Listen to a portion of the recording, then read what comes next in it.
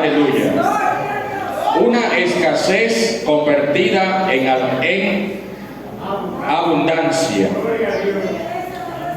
Aleluya. El rey Acab, un rey del reino del norte de Israel, el cual la Biblia registra que hizo lo malo frente a los ojos de Jehová, y que como si esto fuera poco, buscó a Jezabel como esposa, una mujer que era quien gobernaba la casa de aquel entonces. Acá había hecho tanto mal frente a los ojos de Jehová que se atrevió a hacer una imagen de una diosa llamada Acera, y estaba inclinando el corazón del pueblo de Israel a que adorase esa estatua, esa imagen. Pero sabemos nosotros que Dios siempre tiene el control de todo y que nunca llega tarde. Viendo Dios que la situación estaba así, levanta un profeta llamado Elías, el cual aparece por primera vez en este capítulo 17, donde dice claramente en el versículo 1: entonces Elías tisbita dijo: así dice Jehová, en cuya presencia estoy. Sabemos que Elías se le llama tisbita porque nació en una región llamada Tisbe. Acostumbraban anteriormente a que la persona lo llamaban como su apellido por el lugar de origen, como el caso de Jesús de Nazaret, porque también Jesús se había criado en Nazaret y se le llamaba Jesús de Nazaret. Muchas personas tenían nombre de acuerdo al lugar donde habían nacido, se habían criado. Y la Biblia habla de este Elías tisbita, que se había levantado y viendo el mal que había hecho acá, se levanta y da una profecía donde él dice que no iba a haber lluvia por un tiempo, hasta la Biblia habla claramente que este Elías no solamente había profetizado eso, sino que había dicho que iba a volver a llover cuando él dijera que iba a llover. Es decir, por mi palabra no va a llover. Hasta que yo diga no va a llover. Dios le había dado esta autoridad al profeta Elías para que el pueblo de Israel entendiese que había un Dios real, cuyo nombre es Jehová, Dios de Israel, y que estaba Elías haciendo este tipo de profecía, porque sabemos que Baal era el dios de la lluvia en aquel tiempo. Entonces Elías le está demostrando a ellos que Baal no tenía ningún poder sobre los cielos, que Baal no tenía ningún poder sobre la lluvia, porque si él mandó a detener la lluvia, entonces Baal no pudo hacer que lloviera. Entonces Elías le está demostrando al pueblo de Israel que el poder no estaba en Baal, porque Baal se quedó de brazos cruzados viendo que había una escasez de lluvia, porque no pudo hacer nada, porque quien cerró los cielos durante 3 años y medio fue el de arriba, y ya más nadie podía hacer nada. La Biblia habla claramente que en vista de esta profecía, que empezó a cumplirse de inmediato, se armó una persecución en contra de los profetas de Dios, y que Dios le había dado la orden a Elías para que se escondiese dentro de una cueva donde pasaba un arroyo llamado Querib. Y él le dijo a Elías: vete a ese arroyo, vete a esta cueva, porque yo te voy a sustentar. Yo voy a enviar unos cuervos para que te sustenten. Muchas personas han querido decir que los cuervos que Dios había enviado eran personas común y corriente. Muchos han querido debilitar lo que dice la Biblia acerca de los cuervos, porque dicen: ¿cómo va a ser que Dios va a enviar aves de rapiña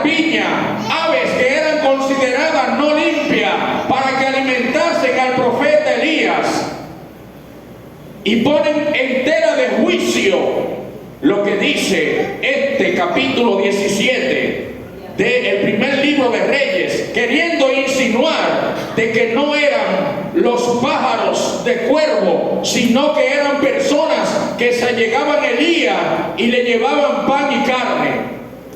Sin embargo, la misma Biblia utiliza el término cuervo para referirse a esta ave, el cual fueron enviados de parte de Dios, porque está demostrado en la Biblia que Dios también utiliza animales cuando Él quiere lograr un propósito. No importa lo que sea, la naturaleza Dios la utiliza cuando Él quiere llegar a ejecutar un plan. Él utiliza el mar, utiliza los árboles, utiliza la tierra, utiliza las estrellas, utiliza el sol, la luna, utiliza el ser humano y también utiliza los animales. ¡Aleluya! Y vemos varios ejemplos de esto. La Biblia dice que Noé mandó un cuervo antes de salir del arca para saber si ya podía salir. Y la Biblia registra que aquel cuervo que envió Noé iba y regresaba, y eso lo hizo varias veces, iba y regresaba, y al final se quedó el cuervo por allá, dando a entender de que ya las aguas habían descrecido. Y luego de eso Noé mandó una paloma también, la cual le trajo un ramito de una planta, y ya ellos se dieron cuenta que las aguas habían empezado a descrecer. Utilizó Noé a un cuervo también para que le diera esa información, para saber si ya podían bajar del arca. Pero no conforme con eso, Dios utilizó también animales, plagas, para ejecutar las plagas de Egipto. Dios utilizó rana para que le hicieran la vida imposible a los egipcios, porque ellos tenían la rana como que si fuera un dios. Utilizó mosca, piojo, porque Dios utiliza lo que sea cuando Él quiere lograr su propósito. Dios utilizó la asna donde iba Balaán, que Balaán estaba dándole golpe a aquella asna, y el ángel de Jehová se le apareció y se puso en medio de la carretera del camino, y lo que Balaán no pudo ver, lo vio aquella asna. Aquella asna vio al ángel de Jehová y se detuvo, y por más golpe que le dieran, no quiso avanzar, porque ella sabía lo que estaba viendo. Había una autoridad que le dijo: detente. Y entonces Dios permitió que aquella asna le hablase al profeta también. O sea que Dios también utiliza los animales cuando Él quiere lograr un propósito. Utilizó un gran pez, el cual se tragó a Jonás. Si hubiese sido un pez común y corriente, mastica a Jonás, se lo come y lo mata. Pero ese pez, la Biblia dice que Dios lo tenía preparado para cuando Jonás cayese en el mar, le echara mano de una vez. Pero ese pez, su propósito no era matarlo. Ese pez tenía una orden de parte de Dios de que no le hiciera daño a aquel profeta. Porque Dios ordena a los animales también, le da órdenes para que ejecuten su plan. ¡Aleluya! La Biblia dice que en una ocasión Eliseo iba por un camino subiendo una loma, y se le aparecieron un grupo de jóvenes, los cuales le estaban voceando: sube calvo, sube calvo. Aleluya. Eliseo era calvo, y la Biblia dice que Eliseo se enfadó y maldijo a aquellos jóvenes, y salieron dos osos, no se sabe de dónde salieron, y mataron a 42 jóvenes de esos que se estaban burlando de Eliseo. ¿Quién tenía esos osos preparados? El mismo Dios, porque nadie lo había visto. Ellos aparecieron inmediatamente, aquellos jóvenes empezaron a burlarse del profeta, para que usted vea cómo Dios también utiliza los animales. Pero también la Biblia habla de que Daniel, cuando fue echado en el foso de los leones, Jehová ya había hablado con aquellos leones y que envió su ángel para que le tapara la boca a esos leones. Es decir, que Dios utiliza los animales también. Y la Biblia dice que Dios le había dado una orden. Dice, vete a aquella cueva, al arroyo de Querib, que yo te voy a sustentar ahí en aquel lugar. Recuerda el tema, una escasez convertida en abundancia. La Biblia habla claramente de que el mismo Dios le había dicho esto al profeta. El profeta duró un tiempo en aquella cueva. La Biblia no dice qué tiempo era, pero dice que duró días en aquella cueva. Y que los cuervos, a través de una orden que Dios le había dado, le llevaban pan y carne por la mañana y por la tarde regresaban otra vez. Y así lo hicieron por muchos días. La pregunta es, ¿cómo esos cuervos no se comieron esa carne? ¿Cómo esos cuervos no se comieron el pan? Es que había una orden de parte de Dios. Vayan allá y alimenten a mi siervo. Aleluya. Lo que Dios hace por su gente, hermano, eso no tiene comparación. Lo que Dios hace por su pueblo, de escoger animales. Y oiga esto, animales que eran considerados impuros, inmundos, fueron utilizados por el mismo Dios para alimentar a aquel profeta. La Biblia registra claramente que después de muchos días, aquel profeta, de estar en aquel arroyo, en aquella cueva, menciona la Biblia claramente que aquel arroyo se secó. Y ese arroyo se secó. Entonces ya Dios tenía un plan B, porque a Dios nada lo agarra de sorpresa. Ya Dios tenía un plan B con el profeta Elías. Y entonces le da una orden a Elías y le dice, Elías, sal de esta cueva y vete entonces a Sidón, vete a Sarepta de Sidón, porque allí yo hablé con una mujer, le he dado la orden a una mujer para que te sustente. Aleluya. O sea, Elías, que esto no se queda aquí, el camino continúa. Tu ministerio sigue, Elías. Aunque el arroyo se secó, ahora yo tengo a una viuda que te va a sustentar también. La Biblia dice claramente que Elías salió y se fue a Sarepta, y que llegando a la ciudad, cuando llegó a la puerta de la ciudad, se encontró con esta viuda. Él no sabía todavía que era esta mujer, pero él empezó a entablar una conversación con ella para darse cuenta de que en realidad esta era la persona que ya Dios de antemano le tenía preparada. ¿Y qué resulta? Que la Biblia registra claramente que Elías, cuando entabla una conversación con esta señora, le dice claramente, aquella viuda lo que estaba era recogiendo leñas. Aquella viuda lo que estaba era tratando de sobrevivir.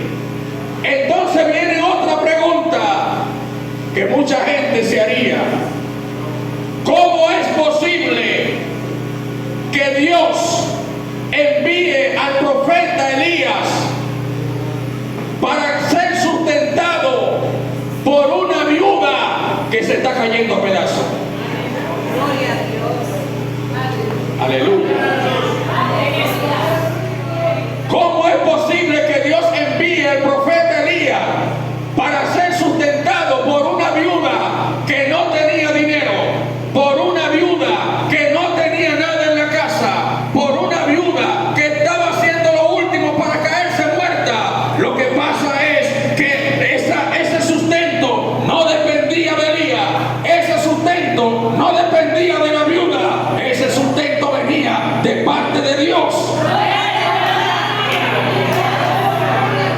Aleluya. Gloria a Jesús.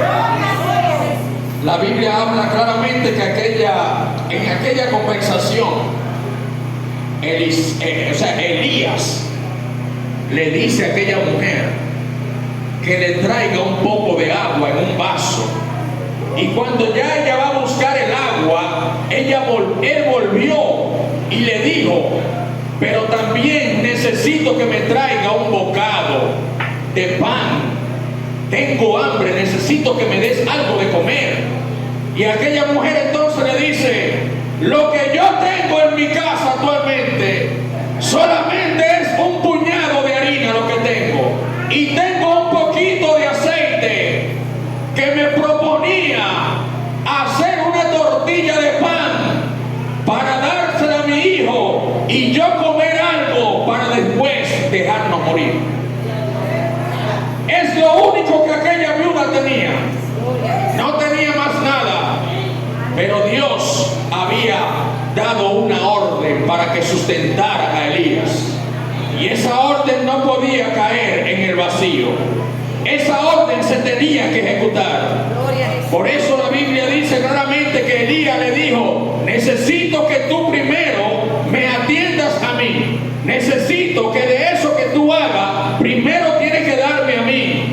Recuerden que aquella viuda era una mujer que estaba en un lugar de paganismo. Esa mujer no era hebrea. Esa mujer no era del pueblo de Israel. Era una mujer gentil. Ellos, a pesar de esto, ellos conocían de que el Dios de Israel era real. Ellos sabían, aquella mujer había escuchado de Dios. Pero la Biblia habla de que ella puso a prueba esa fe, en el sentido de que le dio primero a Elías de aquel pan. Muchas personas hoy en día ven las cosas muy pequeñas. Muchas personas hoy en día ven las cosas como que ya no hay solución. Muchas personas hoy en día lo que hacen es que cuando tienen algo, tratan de darlo o resolver sus problemas adelante, pero cuando tú le das a Dios de primero, Dios te suple. Óyelo bien. Mire lo que hizo esta viuda. Esta viuda pudo haber dicho: no, pero primero voy a alimentarme yo y mi hijo y después te voy a dar a ti. Pero resulta que ese profeta que estaba ahí estaba en representación de Dios. ¿Qué significa la palabra profeta? Uno que habla en lugar de Dios. Entonces ahí estaba uno que iba a hablar en lugar de Dios. Ahí estaba un representante de Dios que estaba hablando con aquella viuda. ¿Qué significa esto? Que cuando una persona le da la prioridad a Dios, entonces Dios convierte su escasez en abundancia. Cuando una persona dice: lo que yo tengo se lo voy a dar a Dios primero, y lo demás yo sé que Dios me va a suplir. Oye, hay personas, hermano, que Dios siempre les suple sus necesidades porque le dan a Dios el primer lugar. Y Dios no permite que el devorador se meta en tu casa. Oye, Dios no permite que el devorador se meta en tu casa para hacer cosas malas, porque tú le sacas primero a Dios el primer lugar. Tú le das a Dios tu alabanza de primero. Tú le das a Dios lo que haya que darle de primero, porque eso es lo que manda la Biblia. Entonces aquella viuda, la Biblia registra claramente que ella le dijo: no tengo pan cocido, no tengo alimento en mi casa. Pero ella luego entendió de qué se trataba este asunto. Oiga qué contradicción. Lo que Dios hace de lo imposible posible, de lo que no hay, entonces Dios hace abundancia. Porque Dios mandó a Elías a aquel lugar. Y muchos se preguntarían: pero ¿y por qué Dios no mandó a Elías para donde una persona rica para que alimentara a Elías? Donde una persona que tuviera haciendas, que que tuviera cantidad de bueyes, de vaca. ¿Por qué Dios no mandó a Elías para que esa persona lo alimentara? Sino que lo manda donde una viuda que no tenía nada. Porque las cosas, para la lógica humana, muchas veces buscamos explicaciones. Pero para las cosas de Dios, no hay explicación que valga. Para las cosas de Dios no se le puede aplicar la lógica, la fe. Y por eso hay muchos cristianos que viven buscándole lógica a las cosas que Dios hace. Esta es una de ellas. ¿Cómo es posible que Dios agarrara a los cuervos y le diera una orden para que enviase, para que fueran donde Elías a alimentarlo? Para la mente humana eso no funciona. Para la lógica humana eso no funciona. Pero para el que sabe quién es Dios, eso sí funciona. Para el que sabe quién es Dios, eso no es nada. Para hacer lo que Dios hace, lo que Dios hace, lo hace bien hecho. No importa el método que Dios utilice. Entonces la Biblia dice claramente que aquel hombre le da una orden también a la viuda y le dice: haz como tú has dicho. Haz como tú has dicho. Es decir, ejecuta el plan. No te quedes sentada. Hay que hacer lo que hay que hacer. No basta con pedirle a Dios algo. Hay que levantarse y empezar a obrar en fe. Aleluya. Aquella viuda se levantó y dijo: vamos a poner en ejecución lo que Él está diciendo. Porque si Dios te está dando un mandado, si Dios te está dando una orden para que tú hagas algo, si Dios te está diciendo: tráeme primero a mí, tiene que hacerlo. La Biblia habla claramente que aquel profeta le dijo a aquella viuda: no tengas temor, no tengas temor. Ya la viuda estaba entrando en fe cuando él le dice: no tengas temor. ¿Por qué? Porque ya Dios había hablado con el profeta, ya Dios le había dicho al profeta. Él le dice: no tengas temor, hazme primeramente a mí. No tengas temor, dame la torta primero a mí. No tengas temor, dale a Dios lo que le tenga que dar primero. No tengas temor, Dios no te va a dejar en vergüenza, sino que Él va a cumplir su plan en ti. En medio de una escasez, oye, ¿cuántas personas, hermano, en medio de una escasez le son fieles a Dios por encima de lo que sea? Esto es algo grande. El alabar a Dios en una situación de escasez no es fácil.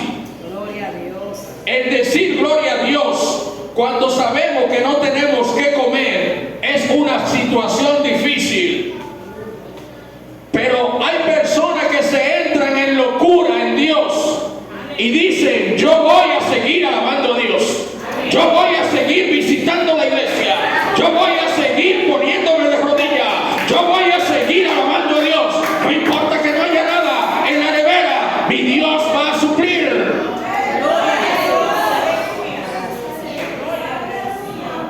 Hazme primero a mí. Y luego el profeta le dice: así ha dicho Jehová, no va a cesar la harina de la tinaja. La tinajita esa que tú tienes, óyelo bien, viuda, se va a llenar de harina y no va a cesar la harina en esta casa. No va a cesar el aceite en esta casa. Ha dicho Jehová. Le dice el profeta a la viuda: vete preparando, porque aquí va a haber harina en abundancia. Vete preparando, porque aquí va a haber aceite en abundancia. Por cuanto tú le has dado a Dios el primer lugar. En tu casa va a haber abundancia de harina y de aceite. El aceite que representa el Espíritu Santo de Dios. Aleluya.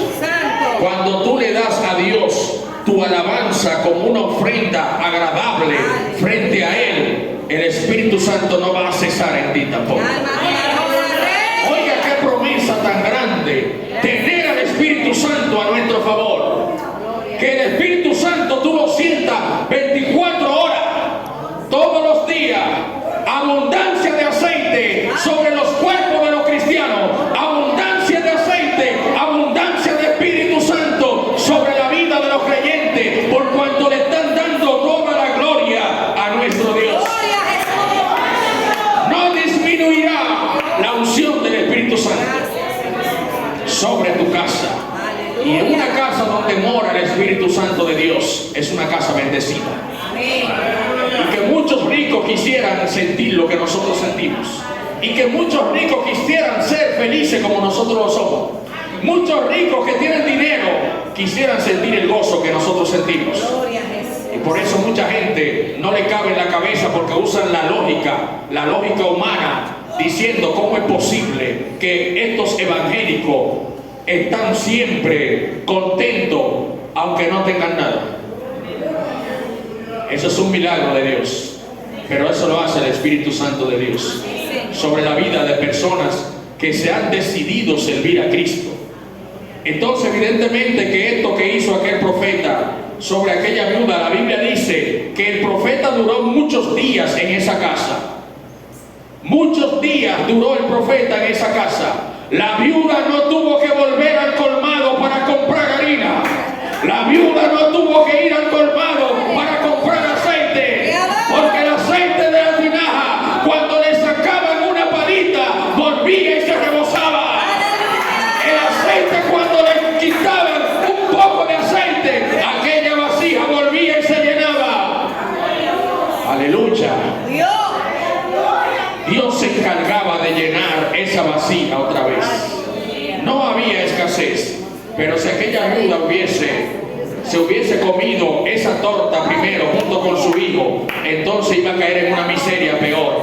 Eso le pasa a muchos cristianos que quieren resolver su problema primero y no darle a Dios lo que tienen que darle. Entonces el devorador se mete en la casa y le hace gastar todo lo que consiguió, lo tiene que gastar. No permita que el devorador se meta en tu casa. No permita que el devorador acabe con tu casa. No permita que el devorador te ponga en escasez.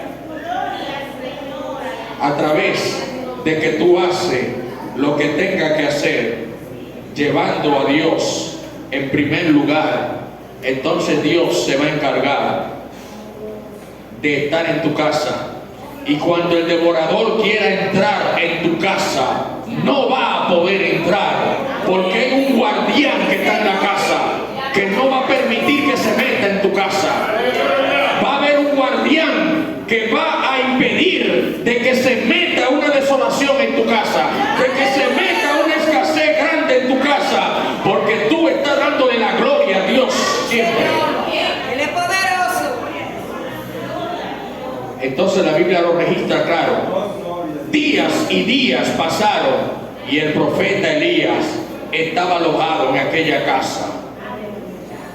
Y por eso dice, mientras las demás casas había escasez, porque recuerden que había una escasez de alimentos, porque se había dado la orden de que no lloviera.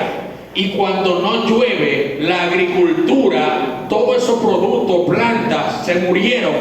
No había producción, había una escasez en aquel lugar por causa de la idolatría, por causa de Acera, por causa de Acab y Jezabel, que habían metido la idolatría en el pueblo de Israel. Y Dios cerró los cielos para que no lloviese durante 3 años y medio. Pero ¿sabe qué? En medio de esa escasez, la casa de la viuda estaba en abundancia. La casa de la viuda estaba en bendición. En la casa de la viuda había alegría. En la casa de la viuda había alabanza. En la casa de la viuda había gran bendición.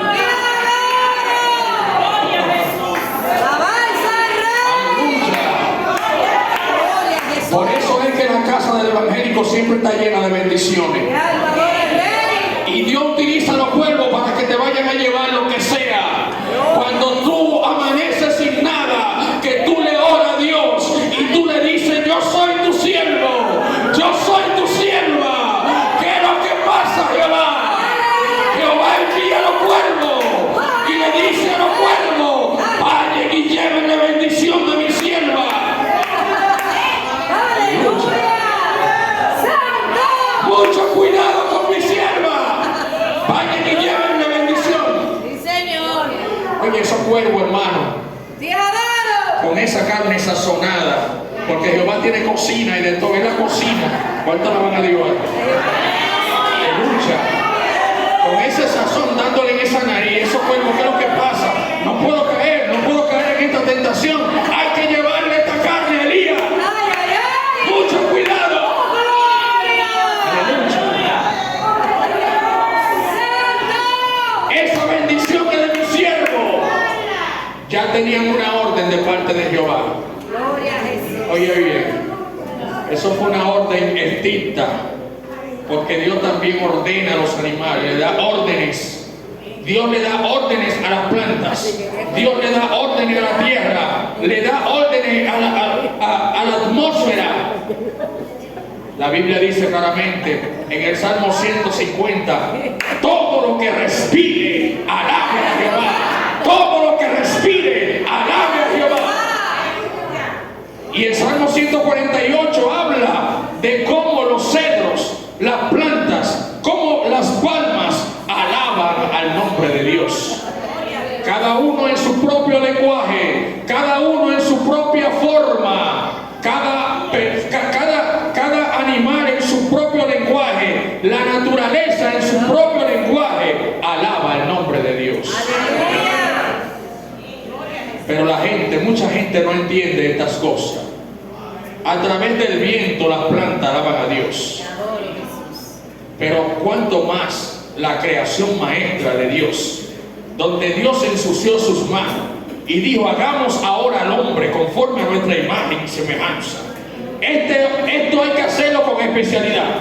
Ya esto no basta con dar la orden. El mismo Dios bajó y hizo un muñeco de barro, se ensució sus manos y sopló sobre su nariz aliento de vida, y aquel muñeco que no tenía vida vino a ser un alma viviente, pero con el propósito de que alabara el nombre de Dios. Dios no hizo al ser humano para que adorase imágenes. Dios no hizo al ser humano para que adorase estatuas. Lo hizo para que adorara su nombre. Entonces, evidentemente, que aquella viuda, ella le dijo claramente a Elías, ella había escuchado del Dios de Elías. Ella había escuchado de ese Dios. Y ella le dice a Elías: tu Dios. O sea que ya ella había escuchado del Dios de Elías, porque eran pueblos vecinos. Y los pueblos paganos, ellos siempre escuchaban las noticias de lo que Dios hacía con el pueblo de Israel. Ellos escuchaban la noticia. Por eso muchos de ellos no se atrevían a atacar al pueblo de Israel, porque ellos sabían que había un Dios que peleaba por ese pueblo. Entonces, como Elías estaba corriendo con el plan B que ya Dios tenía de antemano, llevarlo donde una viuda que no tenía dinero. Muchas veces Dios utiliza a las personas, y quizá usted dice: pero ¿y en qué me podrá ayudar fulano? Alguien va y se te pone a la orden: mira fulano, lo que tú necesites, cualquier cosa estamos a la orden. Y tú dices: pero ¿en qué me puede ayudar esta persona? Esta persona es pobre, no tiene dinero. ¿En qué me puede ayudar esta viuda? Si lo que tiene es un puñito de harina y un poco de aceite en la casa. Recuerda que no es la viuda. Recuerda que no es esa persona. Recuerda que quien va a hacer el milagro es Dios. Esa persona lo que quiere es abrirte la puerta para que tú entiendas de dónde que va a venir la bendición. Porque la bendición va a venir del cielo, del único Dios grande y poderoso. Entonces aquella escasez de aquella viuda se convirtió en una gran abundancia, en una mina que dice que hasta que empezó a llover otra vez, esa harina no había cesado. O sea, estamos hablando de que ese proceso duró cerca de 3 años y medio también. La tinajita que tenía aquella viuda, no se sabe cuántas veces le sacaron harina durante esos 3 años y algo más. La vasija de aceite, esa era otra fuente, una mina, que cada vez que le vaciaban aceite, cuando volvíamos otra vez a mirarla, ya estaba rebosada. Que tu vida sea rebosada por el Espíritu Santo. Que tu vida sea rebosada por el poder del Espíritu Santo. Y que siempre haya abundancia de poder en tu vida. Que siempre haya abundancia de alabanza en tu vida. Que no escasee la alabanza en tu vida. Que no escasee la adoración a Dios en tu vida. Sino que tú te mantengas adorando a Dios en donde quiera que tú estés. El Espíritu Santo no solamente debe ser sentido en estas 4 paredes. No, es mientras vamos caminando. Si estamos en el trabajo, sentimos el Espíritu Santo.